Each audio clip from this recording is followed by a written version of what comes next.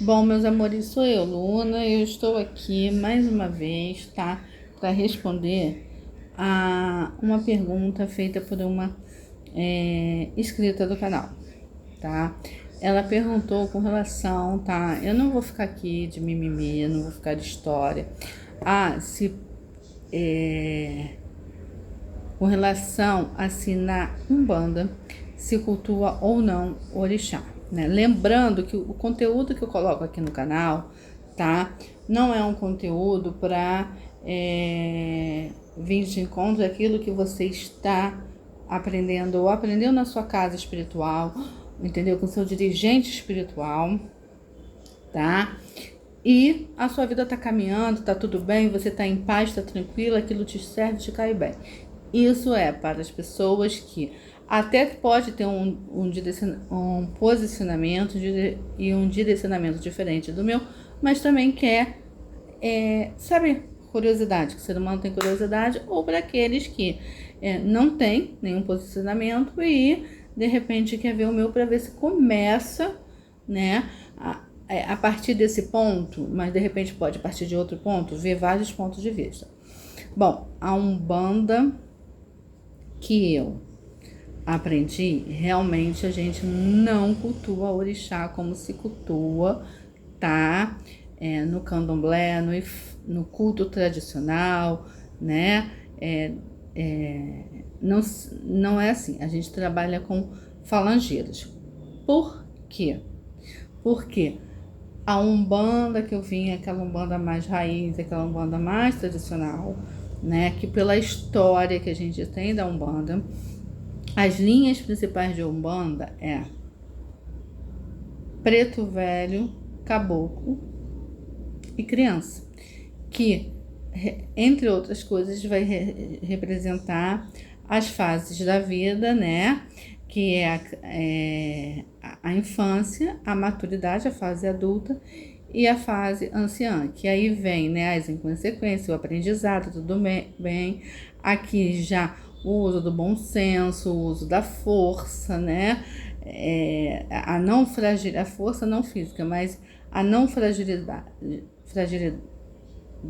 né? O não ser vulnerável e incapaz, né? Como se de abandono de incapaz, como se a gente abandona uma criança, né? E aqui é o momento da sabedoria, também do declínio de certas coisas na nossa vida, né? É o ciclo, é o próprio ciclo da vida, né? Porque essa fase aqui adulta é o ápice, vamos dizer também, né? A coisa começa, chega no meio, depois vem o declínio, né? Então, nascimento, vida e morte também, entre outras coisas, né? E, lógico, lá em Zélio, ou antes de Zélio, cada um com as suas histórias, se sabe que essas são as linhas principais. Ao contrário do que muitas pessoas acham que linha de Exu, entendeu? Era a linha principal dentro da Umbanda? Não. Ela ganhou fama, tudo mais, mas Exu não era. Ela assim como do cigano, assim como outras, entendeu?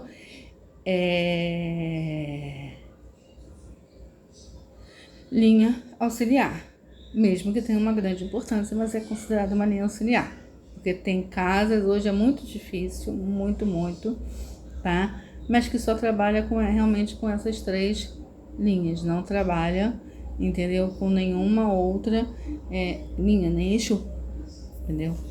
Tá? Hoje eu não sei, eu já ouvi falar, mas eu não sei, mas eu sabia, sim, uma senhora que morreu com 90 anos, era uma pessoa próspera, tinha filho, casada, filhos tinha uns que moram aqui no Brasil, tem outros que moram no exterior, pessoa bem resolvida, morreu com 90 anos, e ela desde 15 anos que seguia São Banda, então quer dizer, eu não cultuava, ela detestava, na verdade, Exu, não concordo, mas para ver, assim, é a crença dela, o jeito dela.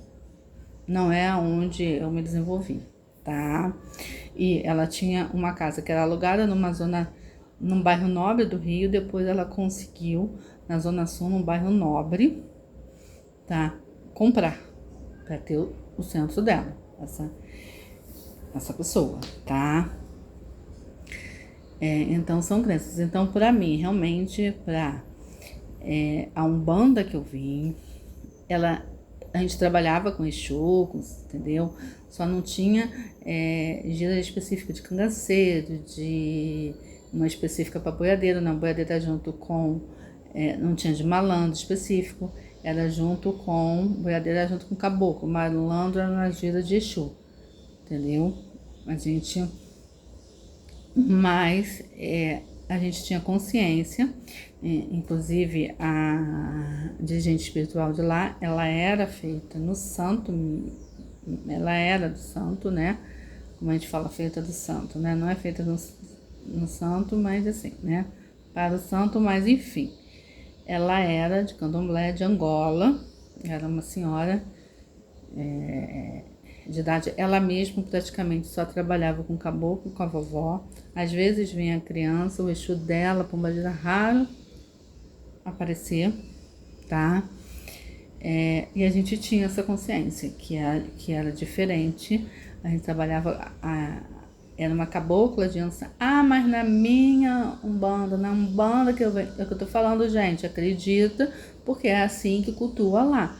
Mas na verdade, o início da Umbanda não tinha isso, entendeu? A cabocla de Ançã vai ser, a que vem ali não é a Yansan, orixá do candomblé, orixá do culto tradicional, não. É uma falangeira que vai responder por aquela vibração, entendeu? É assim, porque tanto que dentro da Umbanda a gente fala que o Exu vem no caminho de tal orixá, que a cabocla vem no caminho, entendeu? Que o caboclo, a gente tem toda essa segmentação, vamos dizer assim, né?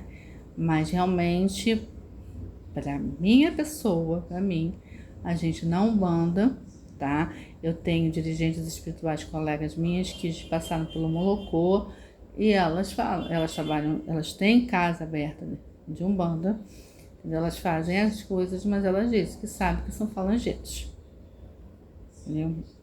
Né? Vamos dizer, os médios dela, filhos de santo que seja, ela trabalha na Umbanda e ela fala, são falangeiros, entendeu? Então, agora, se não, lá na minha Umbanda a gente cultua exatamente igual o candomblé e eu acredito que é sim. Então você está dizendo que a pessoa na Umbanda, ela não tem orixá? Não, não é isso. O fato da gente não cultuar igual do candomblé ou do culto tradicional não quer dizer que a pessoa não tem, apenas não está ativando, cultuando, entendeu? Da mesma forma que o candomblé. Então, não, porque não é a história da Umbanda cultuar orixá. Isso, assim como se agregou linhas, né, de Umbandas, né, que não é de Umbanda, mas na Umbanda, né, na verdade. Então, aí já veio, alguém já agregou. Não, a gente cultua exatamente como o candomblé. A gente não faz aquelas ritualísticas do candomblé, porque do candomblé é dentro do culturubá, mas a gente, até já teve gente de outro que vê. Ok, não estou dizendo que não seja. Eu estou falando que a Umbanda por si só não trabalha. Entendeu? Porque não é igual o Espiritismo. O Espiritismo, ele não ativa essas energias. Elas podem estar lá, né? Mas não se sabe por quê. Porque a prática do Espiritismo, inclusive dentro da doutrina espírita, tem centros espíritas que você não trabalha com o espírito de mentor, de protetor espiritual. É espiritismo praticamente sem incorporação. Para não dizer, a incorporação vem, e às vezes com o que eles falam de obsessor, né? Mas não vem, não tem, vai descarregar um médium, não tem. É uma outra forma, e eles, entendeu?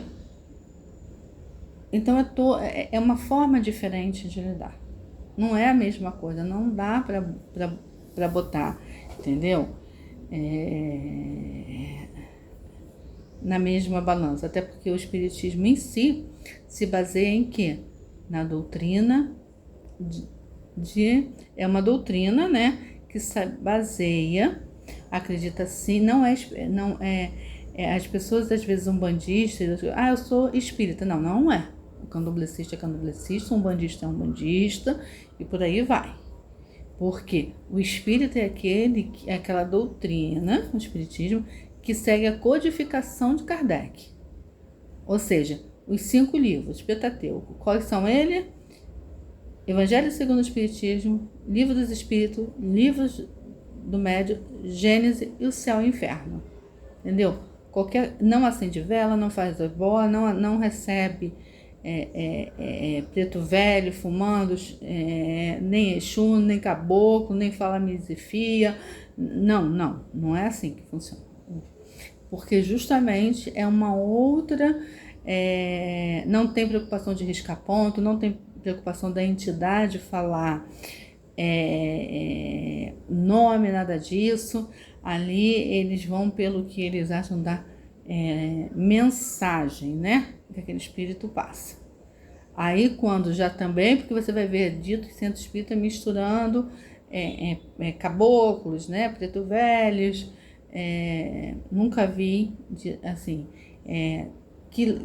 que segue, que é o chamado de mesa, né? Centro de mesa também.